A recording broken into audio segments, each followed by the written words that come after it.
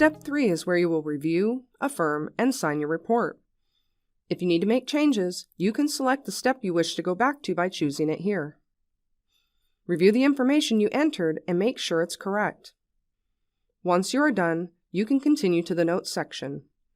You can use the Notes section to provide information about owners performing work on the project, like their name, hours, and days worked, or any other information you need to include.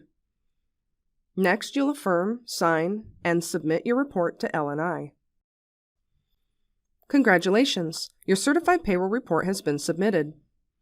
As soon as you've submitted your report, it can be viewed by the prime contractor, awarding agency, and L&I.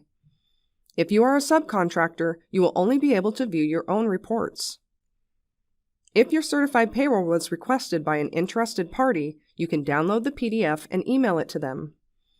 There's no need to print anything, as it will also be stored in the PWIA system. While you are on this page, you can view all your certified payroll reports for the project. If you have additional reports to submit, you can do so by selecting the Create a Certified Payroll Report button. If you need to amend a report, you can create an amendment. Amendments are needed if you paid the worker additional wages for a week that was previously filed, selected the wrong trade, or entered the wrong hours. Once selected, it will take you back to Step 1 for that report. You'll be able to go back through each step and amend any of the information that was previously entered. This includes trades, occupation, wage rates, benefits, and hours. You will need to add a note on Step 3 to explain why you are amending. Once affirmed, the prime contractor, awarding agency, and L&I can view your amended report as well as the original. Any request to file certified payroll will also be shown on this page. Last but not least, you can manage your employees or 410 agreements here. The Employees link will take you to this page where you can view, edit, or add an employee. This only edits their personal information, not the project, trade, or rate information.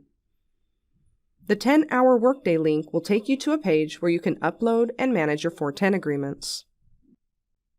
Now that you've filed your certified payroll report, there will be some changes on the dashboard. For example, if you received a request in your Items Awaiting Your Action section and you filed a report for the time period requested, the notification will go away.